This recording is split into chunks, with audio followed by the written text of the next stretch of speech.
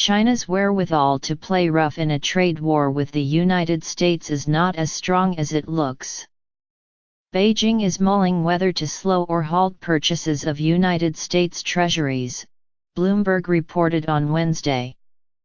The reason may simply be to diversify assets. But as the largest foreign holder of Uncle Sam's liabilities with $1.2 trillion, China also appears to have some leverage as the Trump administration considers imposing tariffs. Like other retaliatory measures, however, ditching treasuries would end up costing China. The dollar declined around 0.6% against a basket of currencies on Wednesday, hinting at the challenge involved. Beijing would weaken the dollar if it sold treasuries, which might in turn reduce the competitiveness of Chinese goods abroad. Officials could mitigate that by purchasing other dollar-denominated assets, but it's not clear there are enough alternative safe, liquid securities. Threatening to rush for the exits also means China risks selling into a falling market. The cost of selling echoes a broader theme. While Chinese officials have many options with which to retaliate against potential United States tariffs, they have few good ones. Take agriculture, which contributed nearly a fifth of all American goods exported to China in 2016. Strict and effective enforcement of tariffs levied on staple goods such as soybeans and pork would hurt American farmers in upper Midwest swing states.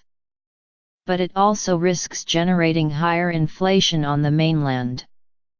Looser de facto enforcement of product origins more likely for commodities would simply reroute supply chains through a third country. That keeps consumer prices in check, but it also renders the tariffs largely symbolic, which happened after Beijing slapped retaliatory tariffs on chicken parts from the United States in 2010. According to Brad Setzer of the Center on Foreign Relations. Beijing is likely to retaliate if the Trump administration uses pending reports on steel, aluminum, and intellectual property to impose tariffs.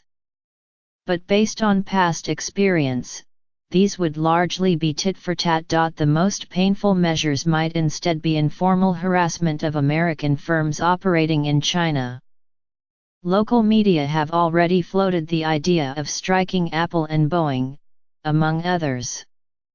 Bureaucrats can deploy state-inspired consumer boycotts, surprise inspections, denials for licenses and so forth. That squeeze would be painful for executives and investors. But it would also be another case in which Beijing's tight grip indicates a weak hand.